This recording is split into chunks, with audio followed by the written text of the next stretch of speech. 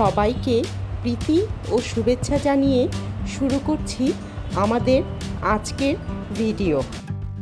পাঁচমিশালি রান্নাঘরের পক্ষ থেকে আমি নিয়ে এলাম খুলনার বিখ্যাত চুই ঝাল দিয়ে গরুর মাংসের রেসিপি, আর সাথে থাকবে পোলাও।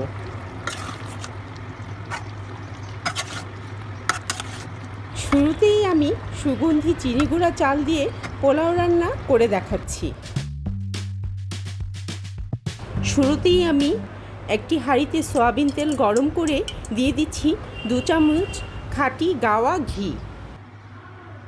আমি কিন্তু এই পোলাওটি রান্না করছি রসুন কুচি, পেঁয়াজ কুচি ও আদা কুচি দিয়ে, সাথে দিয়ে দিচ্ছি 2-4টি কাঁচামরিচ ফালি।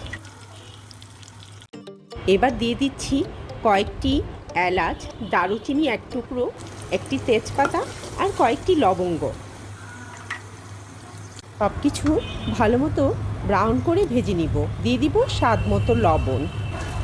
এবার দিয়ে দিচ্ছি ধুয়ে রাখা পোলার চালগুলো, তারপর ভালো মতো ভেজে নিতে হবে।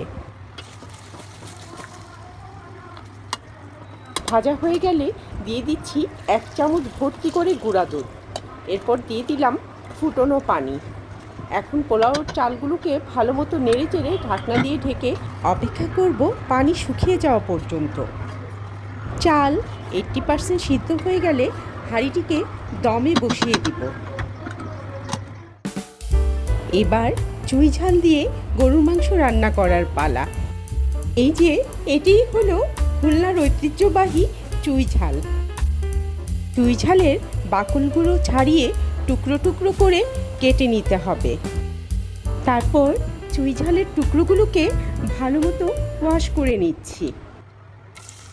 এবার চুলায় একটি পাত্র বসিয়ে রান্নার তেল দিয়ে দিচ্ছি 1 বাটি পেঁয়াজ কুচি। এবার দিয়ে দিচ্ছি 2 টুকরো দারুচিনি, জয়ত্রী, কালো এলাচ, সাদা এলাচ, লবঙ্গ আর কালো গোলমরিচ, সাথে 2-3টা তেজপাতা। এবার দিয়ে দিব 1 চামচ করে আদা, রসুন ও ধনিয়া বাটা। তারপর মশলাগুলোকে ভালো মতো কষিয়ে নিচ্ছি। দিয়ে দিচ্ছি সামান্য পরিমাণ পানি। এবার দিয়ে দিচ্ছি 2 চামচ ভর্তি করে লাল মরিচের গুঁড়া ও হলুদের গুঁড়া। স্বাদ মতো লবণ দিয়ে সব কিছু অনেকক্ষণ ধরে কষিয়ে নিব। অনেকক্ষণ কষানোর পরে যখন মশলা থেকে তেল ছেড়ে দিবে, তখন দিয়ে দিব ধুয়ে রাখা গরুর মাংসর টুকরোগুলো। আমি কিন্তু এই রেসিপিটি তৈরি করার জন্য 2 কেজি পরিমাণের গরুর মাংস নিয়েছি। মাংসগুলোকে ভালো করে আধা ঘন্টা কষিয়ে নিব।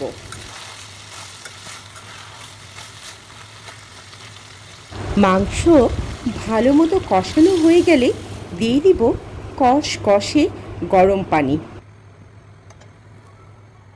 তারপর 10 মিনিটের মতো জাল করে নিচ্ছি।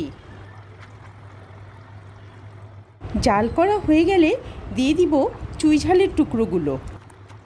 চুই ঝাল রান্না করার সময় কিন্তু আস্ত কয়েকটি রসুন দিয়ে দিতে হবে। এটাই চুই ঝাল রান্নার ঐতিহ্য। তার পাশাপাশি দিয়ে দিচ্ছি আমার নিজ হাতে বানানো গরুর মাংসর স্পেশাল গরম মশলা। তারপর সব কিছু ভালো মতো 1 ঘন্টা রান্না করে নিব। খেয়াল রাখতে হবে চুই ঝালের নির্যাস যেন মাংসের সাথে ভালো মতো মিশে যায়। ব্যাস তৈরি হয়ে গেল খুলনার ঐতিহ্যবাহী চুই ঝালের রেসিপি। আমি কিন্তু এটিকে সাদা পোলাওর সাথে পরিবেশন করব। আশা করি আজকের রেসিপিটি আপনাদের ভালো লেগেছে। আল্লাহ হাফেজ।